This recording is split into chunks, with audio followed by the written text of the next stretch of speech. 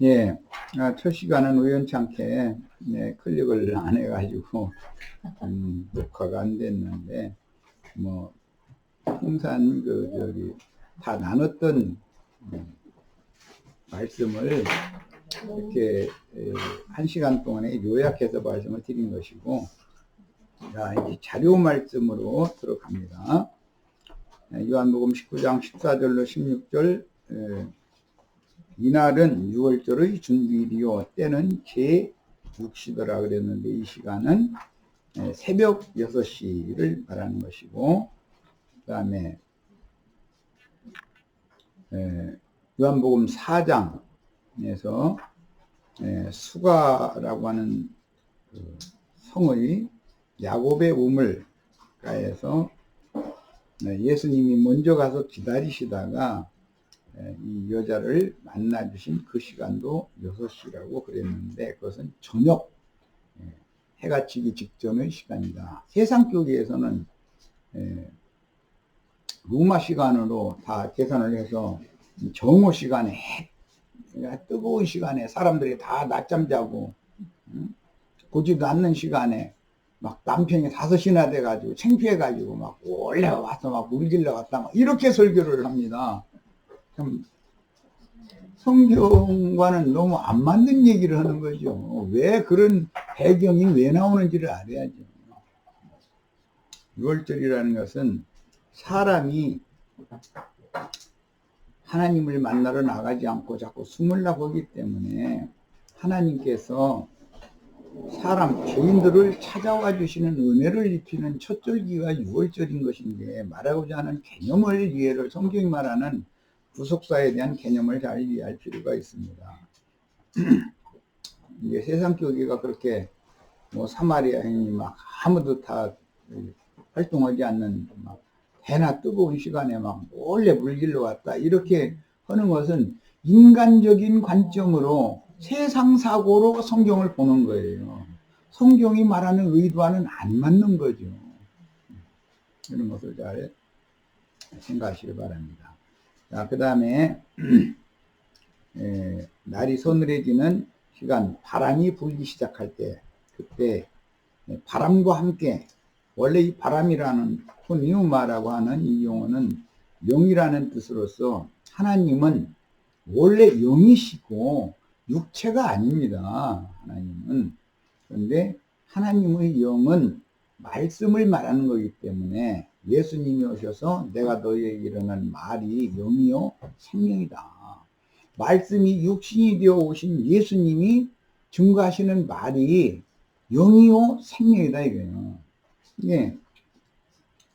태초부터 스스로 계신 하나님은 말씀이신데, 말씀이 사람을 찾아와 주셔야만 사람이 하나님한테 은혜를 입고 구원을 얻는 것이지, 사람이 노력해서 하나님을 찾아간다고 해서 하나님을 만날 수 있는 건 아니다라는 거예요. 히말라야 산속에 텐시안 산맥의 라마교도인들을 그 노력을 많이 하는데, 그런 방법으로 구원을 받는다. 우리 같은 사람은 히말라야 산에서 살지도 않고 그 춘대 무통 먹고 와서 이러고서 하나님 만나려고 도닦고 그렇게를 우리는 한 적 없잖아요. 이제 그런 사람이 하나님을 찾아가는 것을 일러 종교라고 그래요. 하나님이 사람을 찾아와 주시는 것은 은혜라고 그래요. 하나님은 사람에게 은혜를 베푸셔서 구원을 베풀어 주시는 것이지, 사람에게 어떤 노고와 수고를 하라고 하늘 높은 곳에서 땅바닥에서 기어다니고 있는 인간들 보고 너 여기로 올라와서 나 만나야 돼 이렇게 하는 것은 율법이다 이래요. 그건 저주지요. 그건 되지도 않는 것이고, 그거는 하나님이 값없는 은혜로 그분의 말씀, 은혜의 말씀을 가지고 형제 자매님들의 심령과 마음에 오늘 이 시간에 찾아와서 만나주시고 그리스도로 새 옷을 입혀주시고, 그래서 어둠 가운데서 빛으로 나와서 새날 가운데 빛의 자녀로 지금부터 남은 인생을 사는 축복의 말씀이 주어지는 말씀 잔치 시간이 되기를 바랍니다. 15절 그들이 소리 지르되 없이 하소서 없이 하소서. 자신들의 메시아, 자신들의 구원자로 오셨는데 그런 말씀을 이미 다 받은 유대인들은 이방 짐승인 빌라도의 그 재판, 신문 결과의 그 발표에 대해서 거부하는 거예요. 나는 그의 죽을 죄를 찾지를 못했다. 그건 죽여서는 안 된다. 이런 생각 가진 거예요. 그러니까는, 그런데 하나님의 말씀을 율법적으로, 의문의 율법 말씀으로 가지고 있었던 유대 교인들은 저분이 우리의 메시아가 아니고 저분은 죽을 자다라고 생각을 하는 거예요. 죽여야 된다. 왜?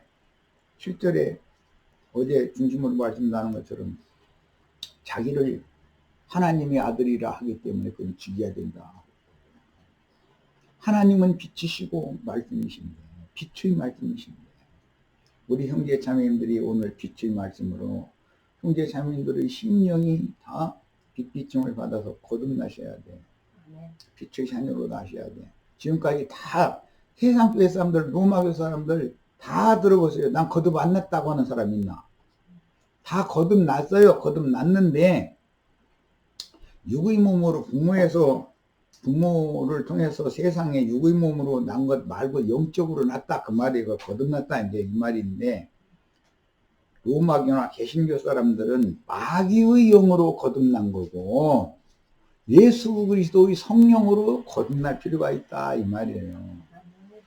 죽음과 어둠의 권세자인 마귀의 영으로 유대교인들도 거듭났어요. 그래서 예수님이 말씀하실 때 너희는 너희 애비 마귀로부터 났다. 너희는 다 마귀 자식들이다. 요한복음 8장에 선언을 하신 거예요. 내 아버지는 하늘에 계신 아버지는 있지만 너희 아버지는 땅에 있는 애비다. 그래서 너희는 땅에 있는 자를 아비라 부르지 말아라. 이렇게 말을 한 거예요. 그러니까 사람들이 듣기에는 무슨 땅바닥에 아버지가 있습니까? 그럼 아버지 날마다 밟고 다녀야 돼, 사람이. 아버지 꽃게지를 해야 되고, 씨앗 뿌리려면. 그게 그 말이 아니잖아. 첫 아담 이후로 땅에 저주가 임했기 때문에 너희 애비가 마귀에게 미혹당해서 마귀의 영으로 내가 지어놨는데 영이 거듭나야 되는 건데 마귀의 말을 받아들이고 나의 말을 거부하고 마귀의 말을 받아들임으로 마귀의 영으로 났다 이 말이지. 그러니까 성경이 말하는 의도를 잘 아셔야 돼. 오늘 우리는 진리의 영으로 빛의 말씀으로 나의 심령이 거듭나셔야 돼요. 예, 6월절의 특징이 이거예요. 6월절이라는 것은 세상 교회 사람들의 말대로 하자면 거듭나는 날이요. 거듭나는 날. 그날 애국의 장자는 다 죽임당하고 하나님 여호와의 장자들은 구원을 받아가지고 홍해 바다를 건너 나오는 절기가 6월절이잖아요. 우리는 세상의 영으로 거듭나가지고 있다고 떠들지 말고 하나님의 영으로 다 거듭나는 축복된 오늘 집회가 되기를 바라고 말씀을 그렇게 받으시기를 바라요. 첫 시간에는 녹화를 우연찮게 않게 했지만 그런 모든 배경들을 설명을 해야 이번 시간에 아주 지금은 진짜 중요한 걸 하는 거예요. 이제 이번 시간부터는. 네, 네. 지금부터는 이제 진국이 나올 거예요. 그러려고 첫 시간에 털을 닦는 얘기를 그런 얘기 함부로 전해주면은 엉뚱한 사람들이 또 우리 지체들 생명이 너무 어리고 세상살이도 힘든 데야 되고 전도한다고 가서 기쁨으로 전도를 한다고 말씀 전했더니 나만 기뻤지 그 사람은 이렇게 뚜껑이 성질내고 화내가면서 이단 나왔다고 그러고 삼일체도 안 믿냐 예정론도 안 믿냐 기독교 조지신학을 안 믿냐 이제 이러고 따지면 뭐라고 답변할 거예요. 우리 형제 자매님들이 조지신학을 나처럼 해서 그걸 아는 것도 아니고 모르잖아요. 그럼 그 사람들은 뭐라고 답변할 거예요. 오히려 잡아먹으러 갔다가 잡아먹혀. 그러니까 정확하게 인지하고 숙지하지 않은 나의 믿음으로 취해서 내 것이 되지 않은 상태에서는 함부로 어떤 말을 함부로 하면 안 되는 거예요. 비밀 두설증에 걸려.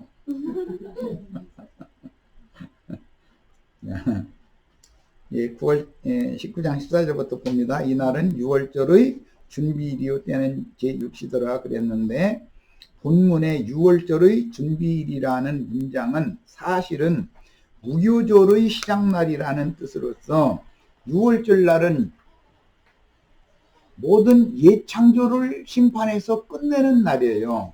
예수님이 십자가에서 하신 일은 뭐냐? 내가 다 이뤘다예요. 뭘 이뤘느냐? 물질계, 사물계에 속한 어떤 사물에 속한 것이나 또 사건들, 인생살이하는 각자 다 나름으로 사건들을 다 경험하기 마련인데 그런 것들을 끝낸다 왔다 이 말입니다. 이것은 이게 성막법에 의하면, 율법의 성막법에 의하면 성소와 지성소 사이에는 네 생물이 수놓아진 희고 고운 천이 있어요.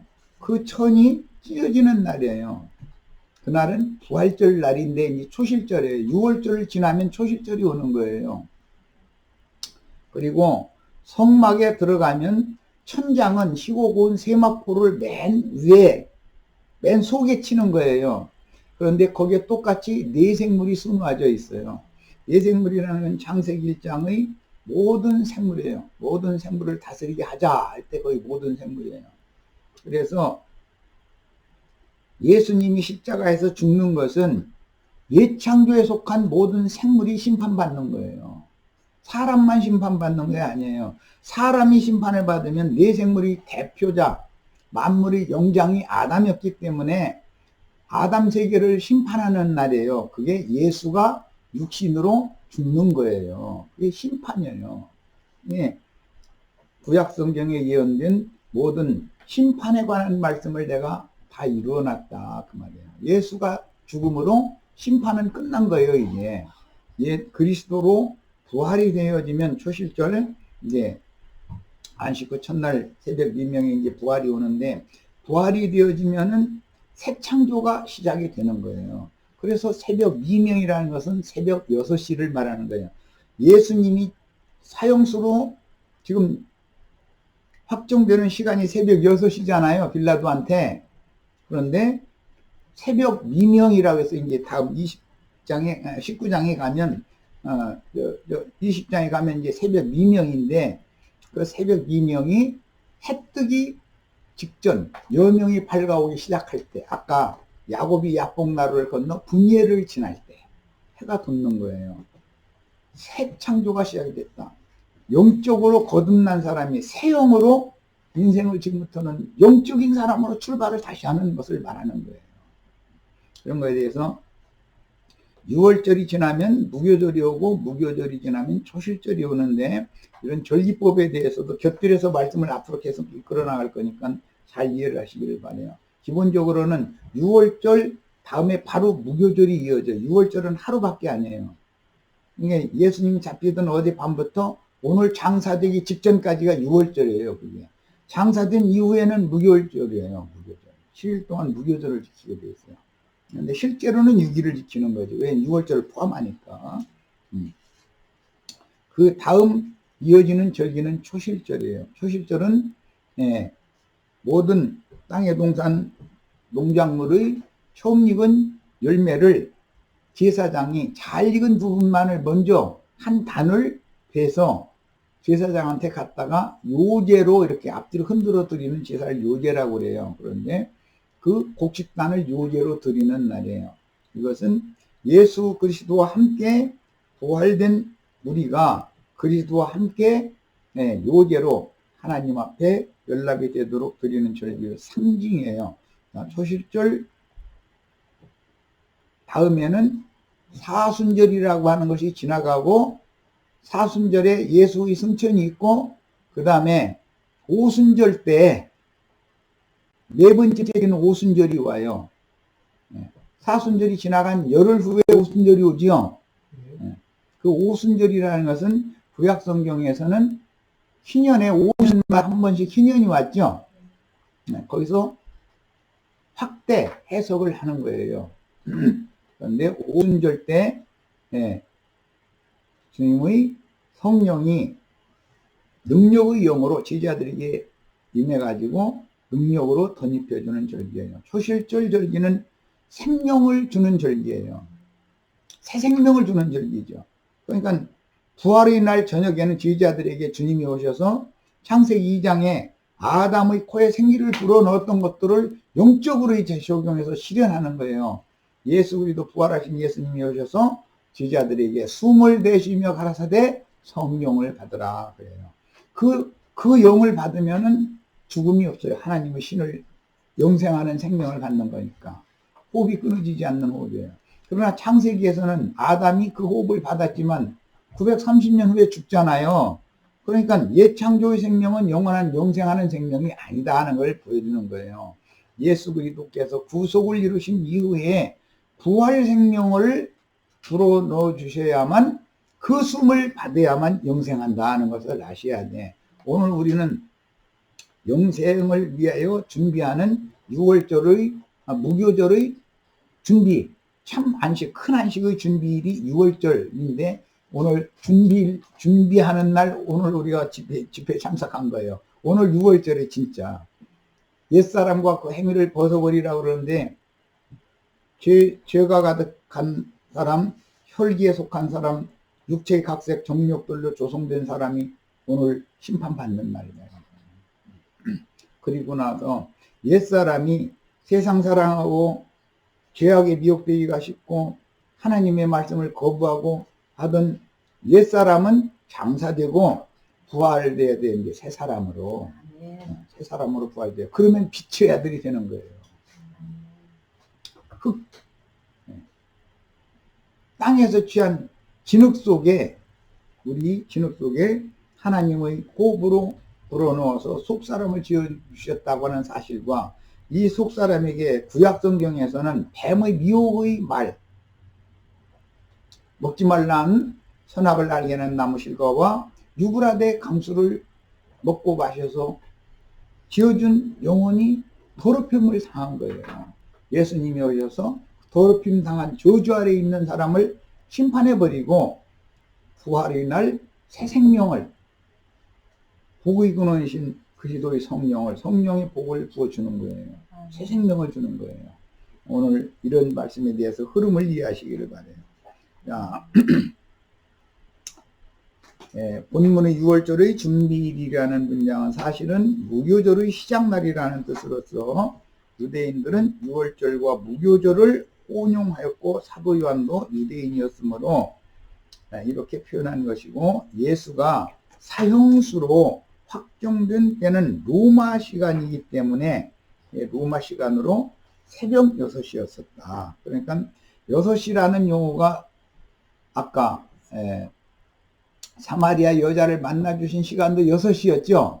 그런데 그 6시는 저녁 시간이고 세상 쪽 사람들이 생각하는 낮 12시가 아니고 저녁 6시 해지는 무렵이고, 그때 구약성경에서 범죄한 아담 부부를 하나님이 찾아와 주시는 시간이다 이거예요. 오늘 이 시간 우리들에게 적용이 되는 거예요 이제.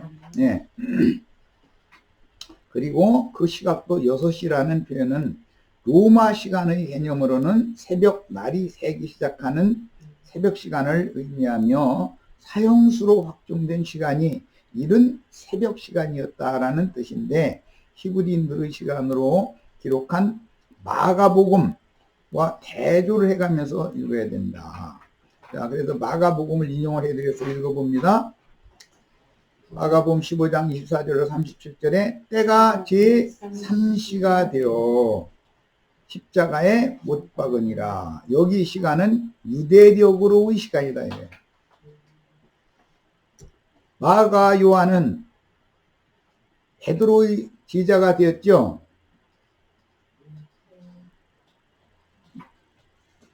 그래서 유대력으로 시간을 지금 마가는 기록을 하고 있어요.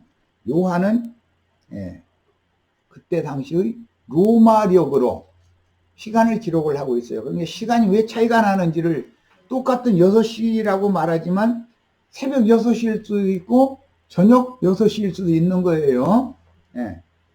이런 개념을 잘 알으셔야 돼요. 자, 마가복음에도 6시, 6시가 나와요. 33절에 제6시가 되매 온 땅에 어둠이 임하여 그랬는데, 여기 마가복음의 제6시라는 것은 정오 시간, 낮 낮 12시를 말하는 거예요. 이게 마가복음은 6시가 낮 12시지만 요한복음은 6시라는 것은 저녁 시간 아니면 새벽 시간이다 라는 것을 기본적으로 아셔야 돼. 왜 그런 시간 개념이 있는지에 대해서도 이미 말씀드렸어요. 그래서 3시간 후에 예수를 오전 9시에 못을 박았는데 때까지 3시에 십자가에 못 박았다는 형집행은 제3시에 했다. 유대력으로 제3시는 오전 9시를 말하는 거예요. 그러니까 오전 6시에 사형수로 확정이 되어져 가지고 3시간 후에 형이 집행된 거예요. 오전 9시. 지금 3시간 단위, 3시간 단위, 3시간 단위를 지금 설명해 가는 중이니까 잘 들으셔야 돼. 그 다음에 3시간이 지나니까 어둠이 가득하더라 이거예요. 온 땅에.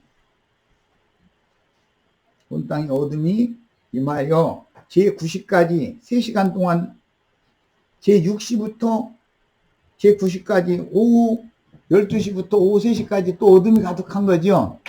3시간 단위로 지금 시간이 기록되고 있죠. 하더니 제9시에 예수가 숨질 때 제9시에 숨을 거뒀다 이거예요. 제9시는 오후 3시죠. 오후 3시를 말하는 거예요. 9시라는 말은 마가복음의 9시라는 말은 오후 3시를 말하는 거예요. 예수님이 오후 3시에 숨을 거뒀어요. 그러면 이제 어둠에 헤매던 자들의 세계가 심판이 끝났다 이 말이에요. 예수님이 죽으면 아담 세계가 심판이 끝난 거예요. 아담은 오실자의 표상이었죠. 첫 아담은 오실자 예수에 대한 표상이에요. 예수가 아담의 모든 아담 세계 사람들을 어둠에 헤매는 사람들을 대신해서 예수님이 죽은 거예요. 죽고 이제 부활의 날 새벽 미명 새벽 6시가 새로운 날이 시작이 되는 거예요. 이제 그날에는 이제는 빛의 세계가 펼쳐지기 시작하는 거예요. 이런 거 보고 천지가 개벽한다 그래요. 개벽이라는 말은 옛 것은 다 폐기해버리고 새로 시작한다 그 말이에요. 예수님이 천지 개벽을 하러 온 것이에요. 그래서 9시에 예수께서 크게 소리 지르시되 엘리 엘리 라마 사박다니 하시니 이를 번역하면 나의 하나님 나의 하나님 어찌하여 나를 버리셨나이까 하는 뜻이다. 어찌하여 예수를 버렸어요? 하나님이 아담 세계를 심판하고 예수 그리스도의 새 세계를 새로 천지 개벽을 하기 위해서 육신을 입은 예수를 버려야 된다 이거예요. 그러면 베드로 사도가 이 말씀을 설명을 할 때 예수께서 오셔서 육체로는 죽임을 당하시고 무엇으로는 살리심을 받으셨다? 영으로는 살리심을 받으셨다.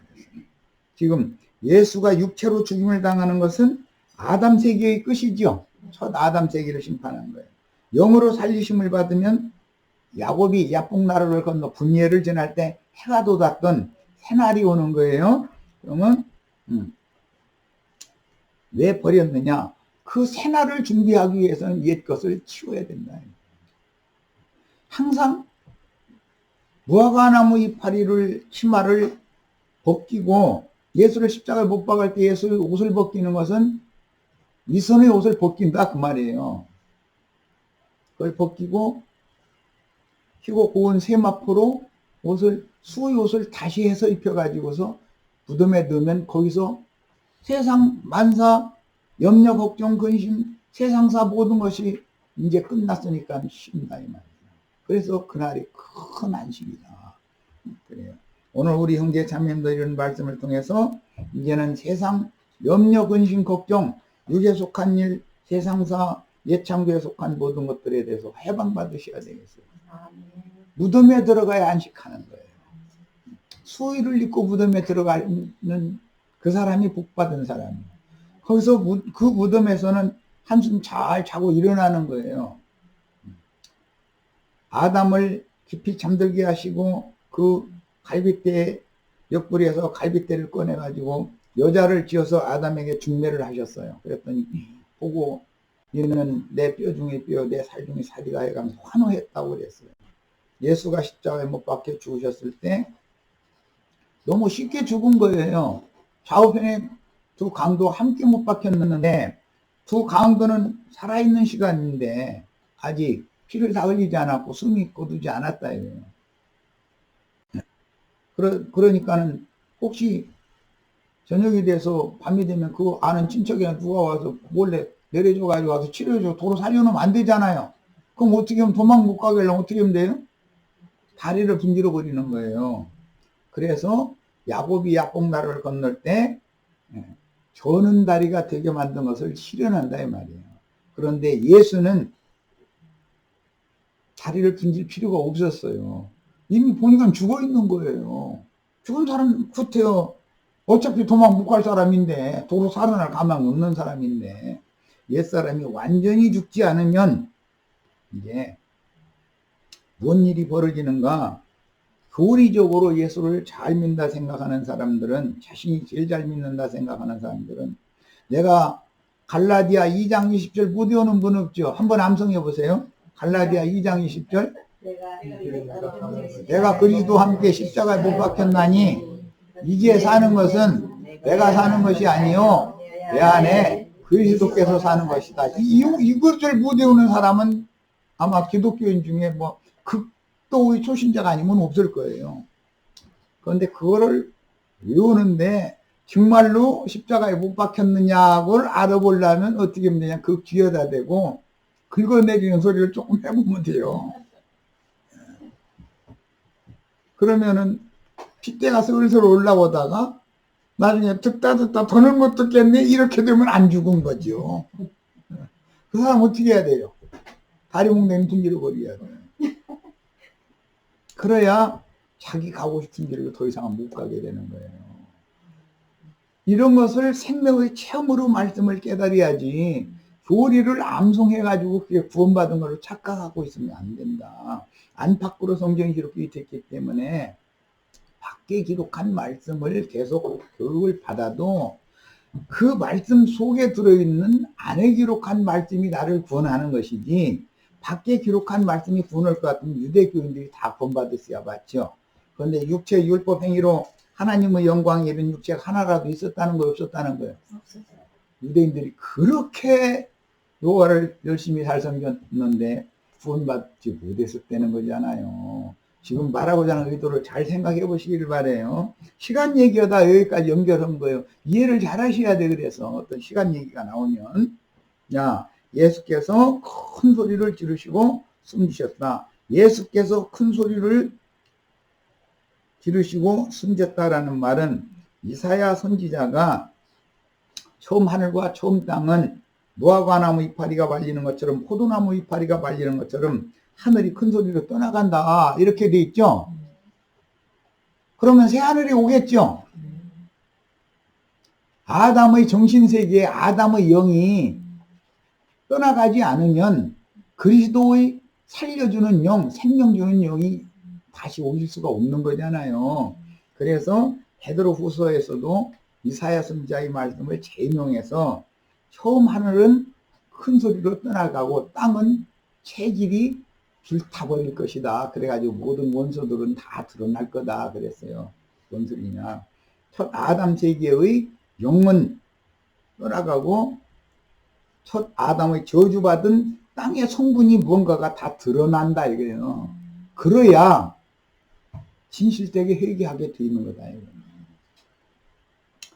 예수님이 하나님이 큰 소리를 지르시면 사람들이 깜짝 놀래고 정신 차려야죠. 그런데 예수님이 큰 소리 지르고 숨기시는데도 그냥 읽을 때 예수님이 저 마지막 숨길 때 큰 소리 지르고 그냥 죽었대. 이래버려. 나를 향해서 너 옛사람과 그 행위는 이제 끝나야 되지 않냐. 내가 죽을 때 너도 죽어야 되지 않냐. 이 소리가 큰 소리가 들려야죠. 하나님의 나팔과 천사장의 호령 소리는 큰 소리라고 되어 있잖아요. 큰 나팔이라고 되어 있잖아요. 오늘 부족한 종이 전하고 있지만 내가 하나님 말씀을 크게 오해했고 잘못 믿었던 그런 나의 죽은 영이 큰 소리로 떠나야 되겠고, 부패한 마음에 가득한 죄성과 악독함과 이런 것들이 다 불사름을 당해서 내 저주받은 마음 땅 속에 뭐가 돋아나고 있는지를 체질이 다 불살라지면 원소들이 그 모든 성분들이 뭔가 다 드러나야 된다는 거잖아요. 그렇게 돼야만 새하늘과 새 땅이 온다 이 말이에요. 새 심령과 새 마음으로 재창조하는 얘기다. 부활의 날 이후에부터 재창조하는 얘기다 이 말이에요. 그래서 오늘은 6월절을 말씀드리는 얘기지만 부활의 날까지를 내가 아까 미리 말씀드렸던 거예요. 저희 얘기까지 해가면서 성경을 이렇게 포괄적으로 영적으로 깨닫고 나의 구원의 말씀으로 다 받으셔야 돼요. 아멘. 숨지시기 위해서 큰 소리를 지르는 것과 거듭나게 만드느라고 살리느라고도 큰 소리를 해야죠. 나팔소리가 큰 나팔소리가 들려야 되잖아요. 죽이는 것도 예수님이 하나님이 작은 소리를 천둥병력 치는 소리를 해가지고 심령을 울려야 돼요. 그래야 죽음이라고 하는 것이 죄에 대하여 세상에 대하여 율법의 저주에 대하여 예수와 함께 죽는다고 하는 말이 영으로 믿어지고 깨달아지는 것이지, 그 작은 개미 소리 같은 소리로 그냥 소리를 질러. 그럼 사람들이 들으려고 합니까? 이 큰 소리 지르는, 예수님이 큰 소리 지르는 이야기는 이미 앞에 마태복음 21장에도 나와요. 그런데 귀신 들린 사람들을 큰 소리로 꾸짖어 주니까 귀신들이 나갔다 이렇게 돼 있어요. 하나님의 꾸지람이, 우리 부모님이 자식을 교육할 때도 조용조용 얘기만 하면 자식이 말을 잘 들어요? 세상 말로 안 들어먹어. 그럼 어떻게 했냐? 목소리가 커지는 거예요. 목소리 큰 소리로 들려줘도 안 들으면 어떻게 해요? 회초리가 오는 거예요. 당연히. 그래서 예수님 이런 과정을 다 거친 거예요. 매 맞는 것도 다 예수님 본으로, 예수님이 하나님의 본체이신 예수님이라도 육신을 입고 이 세상에 보냄받은 경우는 성경이 하나님의 심판을 다 그분이 몸으로 경험을 다 해야 된다. 이게 몸소. 그래서 다 그런 것을 경험을 다 하게 하셨는데, 한자 우리 같은 죄인은 좋은 소리로 해가지고는 말을 안 듣게 돼 있어.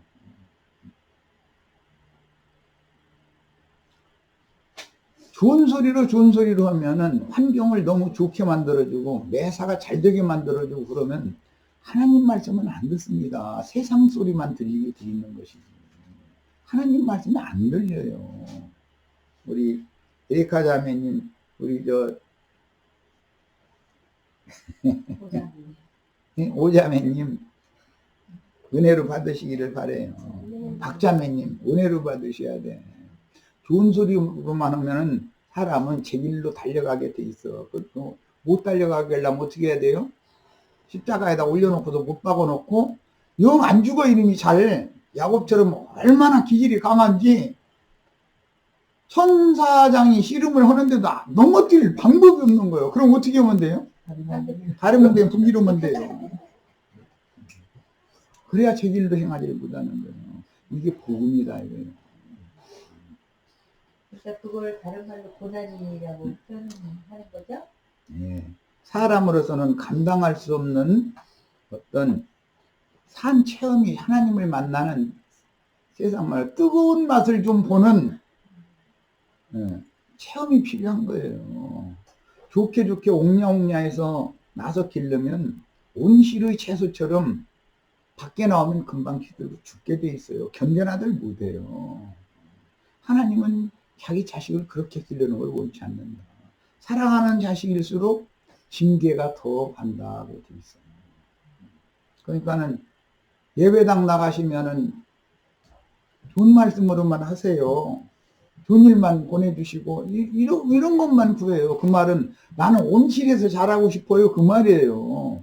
그런데 주님이 마지막 오실 때 고린도전서에 보면 주님이 있는 이들에게 오실 때, 데려가시러 오실 때 불로 오신다고 그랬어. 그래서 나무와 풀과 지푸라기는 다 불살라져 버리고 제 만남 아무것도 없어. 호로록 타버려. 그럼 보고 세상에서는 쭉쟁이 신앙이라 그래요. 빈죽증이다. 믿음의 연단과 시련을 많이 겪고 인내로 말미암아 하나님 앞에서 그런 연단과 시험을 많은 인내로 말미암아 온전함을 이룬 예수가 그 표본이에요. 많은 고난으로 말미암아 순종을 배워서 온전케 되셨은즉 능히 우리 구원자가 되실 수가 있다. 그랬어요. 우리가 다 예수님이 본을 보인 그 본을 우리가 그대로 따라갈 수 있기를 바래요. 그러니까 나도 아니 이제 세상적으로 보면 잘못 만난 거지. 원하시는 대로 가고 싶으면 요 은혜교회로 가세요. 여기 오실 필요 없어요. 여기 와서는 그런 복은 안 빌어주니까 하나님 나라의 후사가 되는 신령한 축복을 여기서는 하고 있는 중이에요. 다 아브라함, 이삭, 야곱과 12지파가 간 이스라엘 12지파 같이 세상에서 연단과 고난을 많이 받은 민족이 없어요. 물론 한민족도 고난 많이 받은 민족이지만 이스라엘 같이 연단과 고난을 많이 받을까? 자기 사랑하는 자녀들이기 때문에 그러는 거예요. 이런 걸 아셔야 돼. 그런데 예배당 목사들은 그냥 뭐 연단과 시험을 조금만 주려고 그러면 기도원에 올라가자고 이래버려. 기도원에 가서 막 이거 막 치워달라고 막 다리 몽둥이 분질지 말고 멀쩡하게 다시 내려가게 해달라고 막 이래. 아니 십자가에다가 못 박을 때는 죽으라는 것이지 도로 내려가서 쩔뚝거려가면서 며칠 상에다가 약 발라가지고 도로 났으면 뭐야 그게. 그 생활을 많이 해보셨죠? 구원 받은 듯 싶었는데 도로 그 타령이고 도로 그 타령이고 그 생활 해보셨잖아요. 이게 뭐예요? 광야 40년 동안 맹두는 생활이다. 이게 약속의 땅에 기업으로 들어가지를 못하고 애굽 쪽으로 도로 갔다가 이게 아닌데 왜? 못 가. 홍해가 막혀 있으니까. 아니 참 우리 약속의 땅으로 가야지 해서 발을 다시 가. 그럼 요단이 막혀 있어. 그럼 에이 이거 강이 또 막혔네. 이거 건너가면 안 되니까 건너가면 빠져 죽을 까면서니까 도로 광야로 도로. 이 생활을 하는 것이 어린아이 신앙이다. 이게 맹드는 생활이다. 사도행전 2장에 바울사도와 요한사도가 성전에 보험전하러 들어가는데 성전 미문이라는 곳에서 몇 년 동안 거기서 한 푼 줍쇼 하는 사람 만났다고요? 38년 동안이나. 그래서 38년 얘기가 많이 나와요 성경에.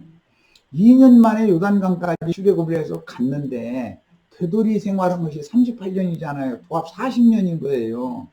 그래서 그 사람이 성전 미문에 앉아서 한 푼 줍쇼 하던 사람, 나는 네가 원하는 은과 금은 없고 나사렛 예수 그리스도 이름으로 병하노니 일어나 걸으라. 그랬더니 일어나가지고 기뻐서 뛰면서 성전 안으로 하나님 만나러 지발로 가더라는 거예요. 오늘 여기까지 오시는 것도 참 잘하셨어요. 그런데 그 사람 나이가 몇 살이라고요? 40세쯤 됐더라 이렇게 돼 있어요. 왜 꼭 40살 먹은 사람을 고쳐줘야 하나요?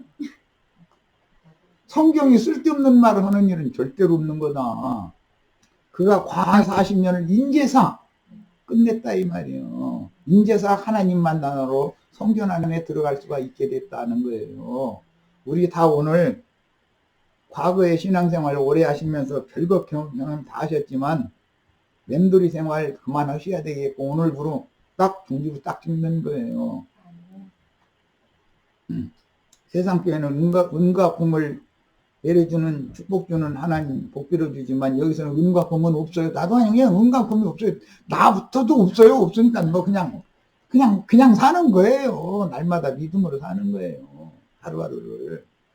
그러면 무슨 말씀 전하는 사람이 그렇게 끈끈하게 그냥 사느냐고 이러고 그건 모르는 거예요.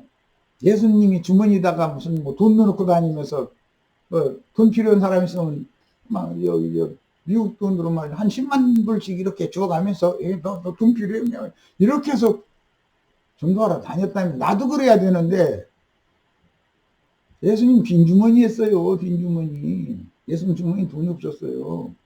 그래도 다 사는 동안은 다 먹고 입고 자고 다 하게 해주셨어요. 하나님의 종으로서 말씀을 맡아서 전도자가 재물의 탐욕을 품고 돈을 세상에다 쌓아놓고 그런 생각을 하고 있다면 그건 하나님의 종이 아니에요. 하나님이 그날 주면 그날 주는 걸로 감사해서 먹고 살고, 굶으라고 하면 굶는 것도 감사한 일이고, 안 주시는 건 얼마나 감사해요. 너 지금 소화가 잘 안 되는 것 같다, 금식 좀 해라 해서 그러셨다고 생각하고 받아들여야지. 하나님이 하시는 것을 사람이 어떻게 억지를 쓰고서 하나님이 안 주시는데 내놓으셔야 된다고 막 어제 쓴다고 내놓나요? 안 줄 놈은 안 주는 거지. 또 이 얘기만 하면은 우리 지체들, 그럼 나는 이제 돈 벌면 다 틀리네. 이거 낭망하시지는 마세요. 줄 사람한테는 또 주셔야 돼요. 그런데 넘게 주면 안 돼요. 넘치게 주면은 교만해지고, 너무 부족하게 주면 도둑놈이 속에 들어가지고 도둑의 생각이 자꾸 사로잡아가지고 사람을 시험하고, 그러니까 남지도 않고 무질하지도 않게 주시라고 이렇게 구하세요. 구하기는. 그런데 내 생각에는 무지라는 것 같지만 하나님이 보시기에는 너의 분량에는 내가 넘치게 준 거다. 더 달라고 하면은 너 두 배라고 말해서 주고, 그러니까 이러면 너 살고 싶으면 더 요구하지 마. 내가 주는 대로 적당하게 감사한 줄 알아 이놈아. 이러면 그 말이 맞죠? 그럼 그렇게 해야만 그게 믿음이잖아요. 뭐 얘기가 엉뚱한 쪽까지 갔는데 너무 이상한 신앙을 가르치기 때문에 하는 소리예요. 예수의 이 십자가에 못 박히신 사건에 대해서 예수님이 십자가 졌으니까 나는 그냥 왼팔로 그냥 막 날아다니는 걸로 이렇게 가르치잖아요. 예수님이 본으로 그렇게 앞서서 그 길을 가셨으니까 너희는 내가 간 길을 따라와야 아버지의 영광에 이룰 수 있다는 것을 지금 본을 보이시는 얘기인 것이지.